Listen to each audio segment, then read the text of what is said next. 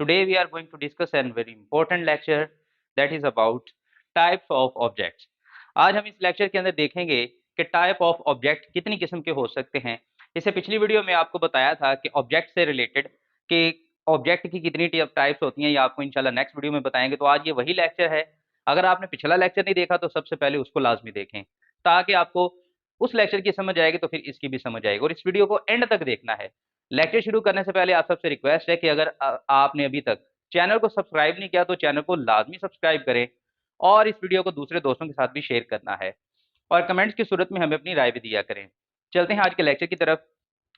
Type of objects, ये चार किस्म के ऑब्जेक्ट्स हमें किसी भी फिक्रे में देखने को मिलते हैं। ज्यादा से ज्यादा जो ज्यादा फेमस हैं वो ये वाले हैं, डायरेक्ट ऑब्जेक्ट और इनडायरेक्ट ऑब्जेक्ट।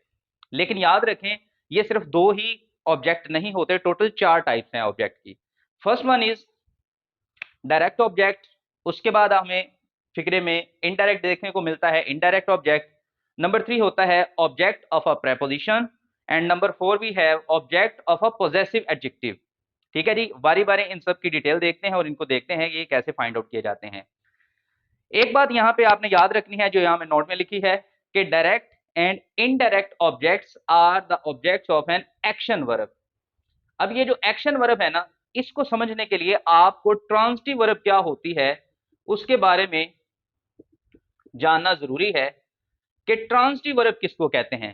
तो स्टूडेंट्स याद रखें, ट्रांजिटिव वर्ब उस वर्ब को कहते हैं जिसके बाद कोई ऑब्जेक्ट लाजमी आता है। यानी उस फिक्रे में अगर हम कोई एक्शन वर्ब, ट्रांजिटिव वर्ब का दूसरा नाम एक्शन वर्ब भी है, ये आपके सामने लिखा है, तो एक्शन तब ही परफॉर्म होगा जब उसका ऑब्जेक्ट पाया जाएगा। तो यानी अगर एक फिक्रे के अंदर हमें कोई बगैर ऑब्जेक्ट के फिक्रा समझ ना आ रहा हो तो वो जो वर्ब होगी वो ट्रांजिटिव वर्ब कहलाएगी। याद रखनी, इसको हम इन अदर वर्ड्स के अंदर वीक वर्ब भी कहते हैं। यानी एक्शन वर्ब ट्रांजिटिव वर्ब या वीक वर्ब भी कहलाती है। और वीक वर्ब से मुझे एक चीज याद आई, आपको बताता चलूं, 9 और 10 क्लास की जो बोर्ड कंपोजिशन बुक है उसके अंदर वीक वर्ब की काफी ज्यादा ऑप्शन उन्होंने दी हुई हैं। वहां जो वर्ब्स लिखी हुई हैं वो बहुत ज्यादा वीक वर्ब में बाकायदा हेडिंग बनी हुई है, तो ये कोई नई चीज नहीं है। चलें जी, अब बात करते हैं कि डायरेक्ट ऑब्जेक्ट क्या होता है, इसकी डिटेल देखते हैं। Direct object, a direct object is a noun or pronoun that receives an action directly। ये एक नाउन हो सकता है या प्रोनाउन हो सकता है। नाउन की डेफिनेशन आपको आती होगी कि the name of anything is called a noun, और प्रोनाउन ये वो नाम होते हैं जो नाउन की जगह पे यूज होते हैं। तो डायरेक्ट ऑब्जेक्ट एक नाउन हो सकता है या प्रोनाउन हो सकता है जो बराह रास्त क्या करेगा, एक्शन को रिसीव करेगा, वसूल करेगा, यानी कि इसके ऊपर डायरेक्टली काम वकू पदीर हो रहा होगा। अब इसको ढूंढने के लिए दो क्वेश्चन आप कर सकते हैं कि एक्शन वर्ब या जो ट्रांजिटिव वर्ब है या जिसको हमने वीक वर्ब भी का नाम दिया है, आप उससे व्हाट या होम का सवाल करेंगे तो आपको जो लफ्ज जवाब मिलेगा वो होगा आपका डायरेक्ट ऑब्जेक्ट। अब देखें, we have two examples, I love teaching.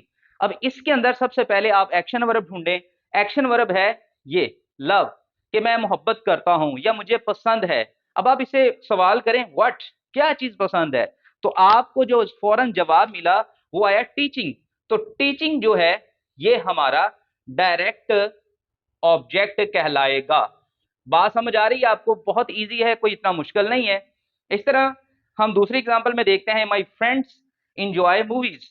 अब यहाँ पे वो कह रहा है मेरे दोस्त मूवीज देखकर एंजॉय करते हैं। तो आप देखें, फ्रेंड्स काम क्या करते हैं जी, वो एंजॉय करते हैं। अब इसे वही आप सवाल करें कि व्हाट, क्या चीज एंजॉय करते हैं, तो फौरी जवाब मिला मूवीज। तो ये जो जवाब मूवीज मिला है ये हमारा डायरेक्ट ऑब्जेक्ट है। क्यों? क्योंकि ये जो एक्शन है, इससे पहले आने वाला जो एक्शन है, जैसे ऊपर टीचिंग था और यहाँ मूवी एंजॉय है, ये डायरेक्टली उसको रिसीव कर रहे हैं। ये डायरेक्ट ऑब्जेक्ट का कंसेप्ट आई होप आपको समझ आ चुका होगा। अब चलते हैं अपनी सेकंड ऑब्जेक्ट की तरफ, वो है हमारा इनडायरेक्ट ऑब्जेक्ट। इनडायरेक्ट ऑब्जेक्ट क्या होता है? N indirect object generally a person, आमतौर पे ये शख्स भी हो सकता है या नाम हो सकता है किसी का, that receive the direct object. ठीक है जी, यानी इस फिक्रे के अंदर आप इसको आसान अल्फाज में समझ लें, we will have two objects, इसमें डबल ऑब्जेक्ट होगा, और ये जो इनडायरेक्ट ऑब्जेक्ट होता है ये असल में डायरेक्ट ऑब्जेक्ट का ऑब्जेक्ट होता है, आप ये भी कह सकते हैं। ठीक है जी, ये उसको रिसीव करता है। तो ये देखें, इन दोनों में फर्क यही है कि ये डायरेक्टली एक्शन को रिसीव कर रहा है, और इनडायरेक्ट ऑब्जेक्ट डायरेक्ट ऑब्जेक्ट को रिसीव कर रहा है। अब यहाँ पे नोट में लिखा है कि we can't have an indirect object without a direct object, यानी बच्चों के जहन में सवाल अगर आए, क्या सर किसी इंग्लिश सेंटेंस के अंदर हम इनडायरेक्ट ऑब्जेक्ट डायरेक्टली ढूंढ सकते हैं, तो बेटा ऐसा होता ही नहीं है। इनडायरेक्ट ऑब्जेक्ट ढूंढने के लिए हमें डायरेक्ट ऑब्जेक्ट चाहिए, यानी उसमें डबल ऑब्जेक्ट लाजमी चाहिए होगा। अब आप यहाँ पे एग्जांपल देखें, my friend served us cold drinks, तो इसके अंदर जो हमारा पहला ऑब्जेक्ट है जिसको डायरेक्ट ऑब्जेक्ट कहेंगे वो है अस। कैसे पता चला, ये देखें, इस फिक्रे में एक्शन ये हो रहा है, वो है सर्व, पेश करना, कि दोस्तों ने पेश किया है। भाई व्हाट, क्या पेश किया है, किसको पेश किया, ये देखें, व्हाट से अगर आंसर नहीं मिला तो होम, किसको पेश किया, तो फॉर इच क्या जवाब मिला, अस। तो अस हमारा क्या है, डायरेक्ट ऑब्जेक्ट। अब वो क्या पेश किया है हमें, ये देखें, तो अस का ये जो आगे आंसर लिखा हुआ है कोल्ड ड्रिंक्स, ये किसको डिफाइन कर रहा है, तो कोल्ड ड्रिंक्स जनाब डिफाइन कर रहा है अस को। जी हमें क्या पेश किया गया, तो हमें कोल्ड ड्रिंक पेश किया गया, तो ये जो कोल्ड ड्रिंक है ये हमारा होगा इनडायरेक्ट ऑब्जेक्ट। उम्मीद करते हैं ये आपको बात समझ आ रही होगी, वही इतनी मुश्किल चीज नहीं है। इस तरह हमारे पास दूसरा फिक्रा है, our teacher told me to call our parents. अब इसमें ध्यान से देखें, तो इस फिक्रे के अंदर काम क्या हुआ है, एक्शन क्या हुआ है, एक्शन हुआ जी कहना, बताना। ठीक है जी, हमारी टीचर ने हमें बताया। भाई अब ये देखें, व्हाट क्या बताया, नहीं जवाब मिला। होम किसको बताया, फौरी जवाब मिला जी मी, मुझे जवाब मिला। ठीक है जी, मुझे कहा, तो किस क्या कहा है, टू कॉल आवर पेरेंट्स। अब ये जो टू कॉल आवर पेरेंट्स है ये हमारा कहे बनेगा इनडायरेक्ट ऑब्जेक्ट। ओके जी, तो आप देख रहे हैं इसके अंदर डायरेक्ट ऑब्जेक्ट भी है और इनडायरेक्ट ऑब्जेक्ट भी है। यहां मेंशन कर देता हूं ताकि आपके सामने वाज़ा हो जाए। तो ये देखें, इसके अंदर हमारे पास डबल ऑब्जेक्ट है, या जैसे ऊपर ये था, ये भी डायरेक्ट ऑब्जेक्ट है। बात समझ आ रही है, तो यहां तक आपको बात समझ आ चुकी होगी। अब चलते हैं अपनी तीसरी चीज की तरफ, जो है ऑब्जेक्ट ऑफ अ प्रेपोजिशन, यानी किसी फिक्रे के अंदर जो प्रेपोजिशन होती है जो उसका ऑब्जेक्ट होता है। देखिए डेफिनेशन है, ऑब्जेक्ट ऑफ अ प्रेपोजिशन क्या होता है, an object of a preposition is a noun और प्रोनाउन। बेटा ये भी नाउन या प्रोनाउन होगा, that comes after, right after a preposition, जो बिल्कुल प्रेपोजिशन के फौरन बाद आ जाएगा फिक्रे के अंदर जो भी प्रेपोजिशन होगी। तो ये देखें, it can be a regular noun. अब बच्चों आपको पता होना चाहिए कि रेगुलर नाउन कौन से होते हैं। ये एक याद रखें, ऐसे लफ्ज जिनका एंड पे एस या ईएस आता है उनको हम रेगुलर नाउन कहते हैं। ठीक है जी, बाकी मजीद डिटेल इसकी इंशाल्लाह हम नेक्स्ट वीडियो में देखेंगे। और जेरेंट क्या होता है, ये भी एक अनदर क्वेश्चन, अगर आपको आता है तो कमेंट्स में लाजमी बताएं। बट नॉट एन इन्फिनेटिव, और इन्फिनेटिव क्या चीज है, ये तो ये देखें, अगर आपको ये तीनों चीजें नहीं ना आती तो आप हमारे इस चैनल के अंदर जाके प्ले लिस्ट में इन चीजों को ढूंढें, इंशाल्लाह आपको इसके लेक्चर भी मिलेंगे।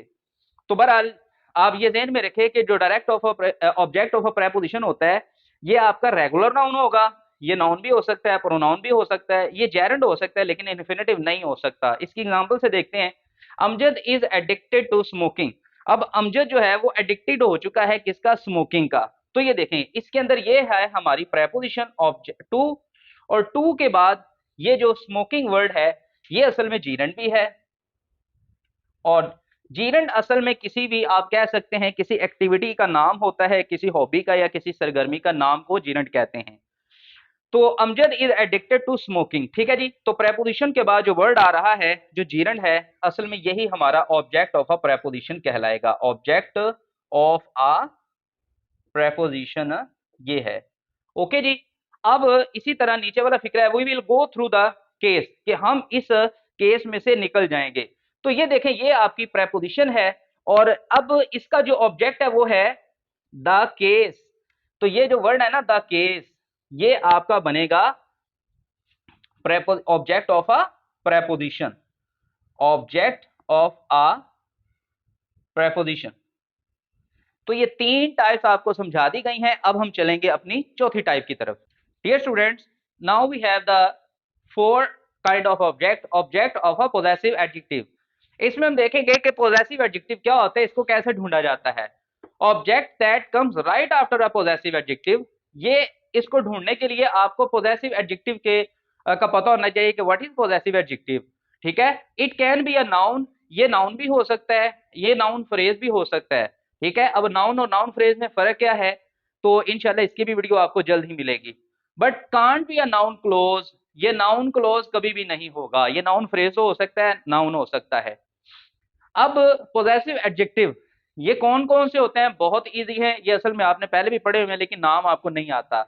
तो ये देखें, जैसे माई है, आवर है, योर है, हिज, हर, देयर या इट्स। तो ये सारे जो पोजेसिव प्रोनाउन होते हैं असल में उनको पोजेसिव एडजेक्टिव भी कहा जाता है। तो अब आप देखें, अब आपको समझ आ चुकी होगी कि फिक्रे के अंदर पोजेसिव प्रोनाउन यानी पोजेसिव एडजेक्टिव के फौरी बाद जो आपका ऑब्जेक्ट होगा वो आपका object of a possessive adjective कहलाएगा।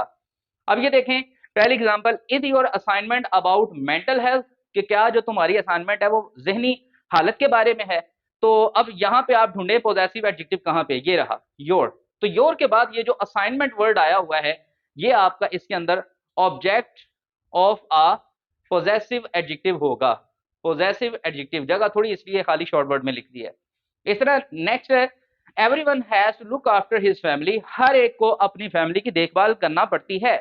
तो इसके अंदर हिज, ये देखें हिज आपका पॉजिटिव एडजेक्टिव है और इसके बाद आने वाला जो वर्ड है वो आपका बनेगा object of a positive adjective. उम्मीद करते हैं ये काइंड ऑफ ऑब्जेक्ट वाला, टाइप्स ऑफ ऑब्जेक्ट वाला कंसेप्ट आपका टोटल क्लियर हो चुका होगा। इससे ज्यादा टाइप्स बेटा होती नहीं है, 4 ही होती हैं। बहुत सी वेबसाइट के ऊपर सिर्फ 2 बताई गई हैं, डायरेक्ट एंड इनडायरेक्ट ऑब्जेक्ट। लेकिन बाकी ये आपकी बुक्स में फिक्रे पाए जाते हैं और ये आपको पूछे भी जा सकते हैं। तो वीडियो अच्छी लगी हो तो इसको लाजमी लाइक करना, इसको शेयर करना और चैनल को सब्सक्राइब लाजमी करना। मिलेंगे नेक्स्ट वीडियो में, टिल देन टेक केयर, अल्लाह हाफिज।